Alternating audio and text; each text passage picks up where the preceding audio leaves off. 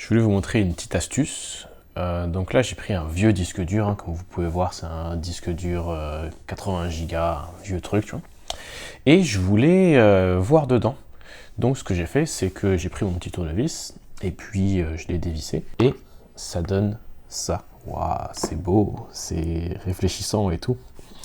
Et en fait, je voulais le filmer en action, je voulais le voir. Donc ce que j'ai fait, c'est que j'ai pris une vieille lime, et donc en fait je la branche, mais même si vous avez déjà utilisé une lime, même quand tu appuies sur le 1, la lime elle s'allume pas. Parce que c'est la carte mère qui demande à l'alimentation de s'allumer. Donc pour pouvoir l'allumer sans carte mère, parce que je n'ai pas forcément envie de brancher un ordi ou de démonter ma carte mère ou quoi, tu prends le pin 20 pin, 24 pin connector, là, celui que tu mets dans ta carte mère, et j'ai mis une petite agrafe entre deux pins ici. Donc en gros, j'ai carjacké l'alimentation. Et si tu vois, en fait, c'est le pin vert. Tu vois, toutes les pins, ils ont une couleur. Chaque couleur correspond à une tension différente. Et le noir, c'est le ground, donc la terre. Et donc en fait, j'ai juste shorté le vert et le noir. Et ça fait que la lime s'allume tout le temps. Elle pense qu'elle est tout le temps allumée. Si j'allume mon lime, eh ben, on peut voir le disque dur en action s'allumer, la tête de lecture bouger et puis chercher son endroit. Pour ceux qui n'ont jamais vu ça, bah, en gros, ça c'est le disque, ce qui tourne là, c'est le disque, c'est comme un CD en fait si tu veux, sauf qu'on peut, en magnétisant et démagnétisant des endroits, et ben, on peut écrire des 1 et des 0 sur le disque. Et ça c'est la tête de lecture, c'est ce qui va physiquement aller se positionner à l'endroit où notre donnée est enregistrée. Donc parfois on a des données enregistrées plus proche du centre, parfois à l'extérieur. Et pour la petite anecdote, sur les disques durs mécaniques comme ça, donc maintenant on a presque tous des SSD, mais les données qui sont stockées à l'extérieur du disque, et bah comme tu sais ça tourne un tour, et bah à l'extérieur du disque ça fait plus de chemin qu'un tour à l'intérieur du disque, et bah les données elles passent plus vite à l'extérieur du disque. Donc en fait tu as un meilleur débit de lecture ou d'écriture quand tu écris tes données vers l'extérieur du disque. Et puis quand on éteint le disque dur, et bah on voit la tête de lecture qui vient se ranger au milieu. Et donc ça n'a rien à voir avec ce dont on va parler aujourd'hui. Aujourd'hui, je vais proposer une petite opportunité, je pense qu'on peut appeler ça comme ça, pour certains d'entre vous que ça va peut-être intéresser. Je pense que ça va intéresser pas mal d'entre vous. Alors là, je vais m'adresser aux sysadmins. Sysadmins en général, hein, que vous savez, sysadmins Windows, Linux, même le technicien informatique, etc. Tous les métiers, DevOps et tout, qui tournent autour de ça. Tous, c'est les personnes qui travaillent là-dedans, qui ont un petit peu d'expérience, 2-3 ans d'expérience, et qui aiment ce qu'ils font, qui aiment en parler, qui aiment partager leurs idées, leurs expériences autour de ces sujets-là. Bah, si tu te reconnais là-dedans, Open Classroom cherche des gens comme toi. Ils cherchent des mentors. Donc en fait, je vais t'expliquer, Open Classroom, avant ça s'appelait Site du Zéro. Donc si tu connais pas, le Site du Zéro a bercé toute une génération et continue à éduquer toute une génération de développeurs, de sysadmins, et puis maintenant ils font même plein d'autres types de formations. Et donc maintenant justement ils font des formations complètes pour ces types de métiers, donc les métiers d'administrateur système, administrateur cloud, technicien informatique, etc. Et ils recherchent des mentors pour pouvoir suivre des étudiants qui suivent ces formations. Donc moi je t'en parle aujourd'hui parce que c'est quelque chose que je fais depuis 2 ans, ça fait 2 ans maintenant que je suis des étudiants petit à petit sur différents parcours. Moi je fais le parcours DevOps et le parcours administrateur, infrastructure et cloud, donc en gros aussi sysadmin quoi. Et donc cette année ils ont eu beaucoup de nouveaux élèves, et donc forcément ils ont besoin de beaucoup de nouveaux mentors pour pouvoir aider ces élèves-là. Et donc comment ça marche? Donc premièrement c'est rémunéré, donc c'est rémunéré entre 30 et 40 euros de l'heure, mais 90% du temps en gros c'est 35 euros. C'est sans engagement, comme ta carte SIM, dans le sens où tu peux commencer quand tu veux, tu peux arrêter quand tu veux. Si tu découvres que ça t'intéresse pas, c'est pas pour toi, tu peux arrêter. Tu peux avoir autant d'étudiants que tu veux, tu peux avoir 10 étudiants si tu veux, tu peux avoir juste un seul étudiant si tu veux. Donc c'est vraiment relax, tu vois, c'est l'ubérisation de la société. Tu peux faire autant ou aussi peu que tu veux. Et troisièmement, il n'y a pas forcément besoin d'être un pro, d'être un tueur, d'être Xavki, tu vois, parce que le but c'est pas d'être un prof, c'est pas de tout savoir, c'est pas de tout expliquer. Le but c'est d'être un mentor, c'est pour ça qu'ils appellent ça un mentor.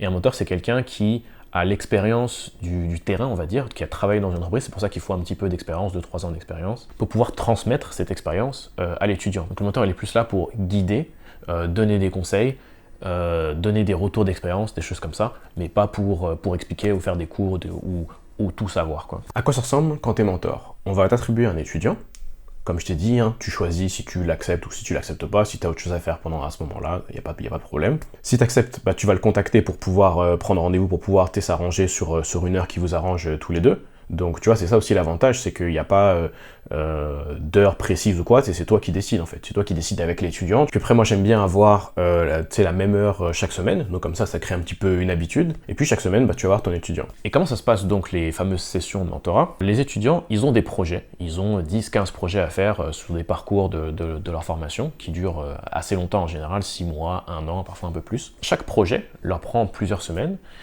C'est des projets qui ressemblent à des projets qu'on ferait en entreprise. Donc par exemple faire des migrations, mettre en place des systèmes de monitoring, installer des machines avec de la config management, des choses comme ça. Et donc pour les faire, ils vont suivre les cours qu'il y a sur Open Classroom. Et chaque semaine, ils vont avoir un rendez-vous avec toi où ils vont te dire, bon bah là cette semaine, j'ai réussi à faire ça, ça j'ai eu un petit peu du mal, ça j'ai pas compris, et puis ça je suis un petit peu perdu. Et donc là, c'est là où bon, tu vas regarder en fait qu'est-ce qu'ils ont fait, tu vas pouvoir leur donner des conseils. Ah là, t'as fait ça, mais ça serait mieux de faire de telle façon. Là, dans le projet, on l'a fait comme ça, mais peut-être que dans la vraie vie, on ferait plus de cette manière-là. Et donc, c'est à toi en fait d'essayer de l'accompagner. Parfois aussi, d'essayer de les remotiver un petit peu, leur expliquer que bah, là, s'ils n'ont pas réussi telle partie, c'est normal, ils débutent, et que toi aussi, quand t'as débuté, t'avais un petit peu du mal, et que maintenant, ça va mieux, quoi.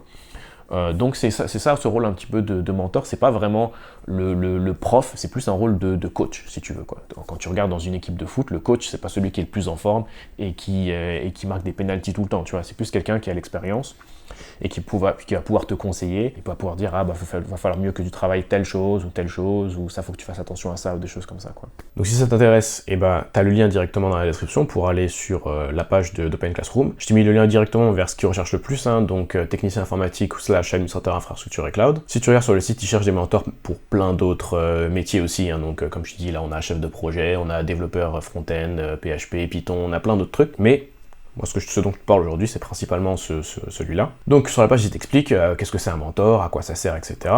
Tu as le lien vers les 2 parcours en question. Comme je t'ai dit, le parcours technicien informatique et admin infra et cloud. Donc, comme ça, tu peux voir à quoi ressemblent les projets, est-ce que ça a l'air cool ou quoi. Donc, dans les prérequis, tu vois, on a Bac+2 pour technicien informatique et on a Bac+4 pour administrateur.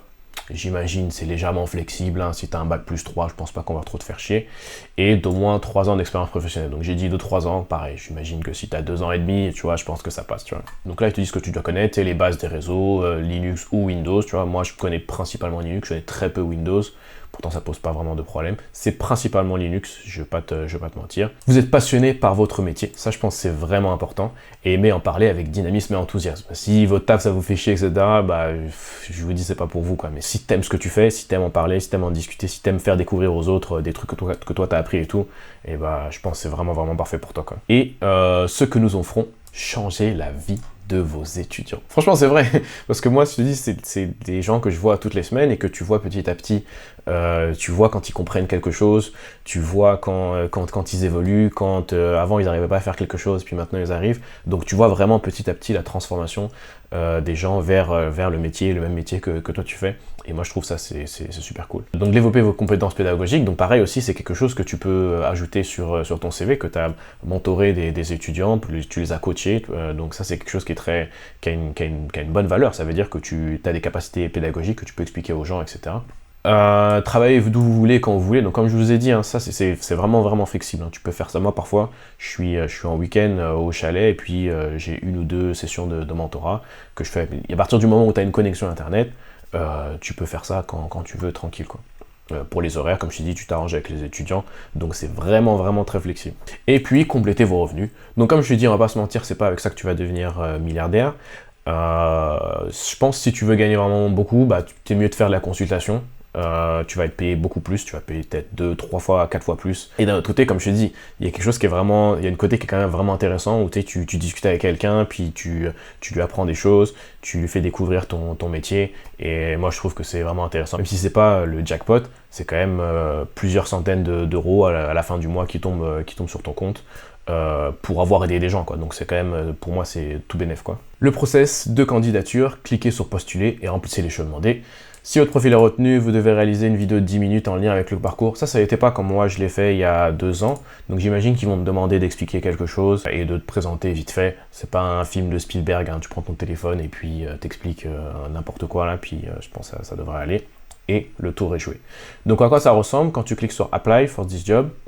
Tu remplis, tu mets ton nom, ton adresse, etc. C'est pas très compliqué, tu mets ton CV. Tu as pays de résidence actuelle, tu peux être n'importe où, hein. Moi j'habite au Canada, ça pose pas de problème, il faut juste que tu arrives à t'arranger avec les heures, hein. Tu remplis vite fait, ça prend vraiment 3 minutes. Et par contre, quelque chose qui est important pour moi, surtout plus que pour toi ça change rien, mais êtes-vous parrainé? Si tu mets oui, et tu mets mon nom c'est Thomas Bombo, B-O-M-B-O-H. Comment avez-vous connu? Bah, si tu veux mettre Cocadmin pendant qu'on y est, ça je pense que ça change rien, mais au moins ça leur fait comprendre que tu viens de ma part.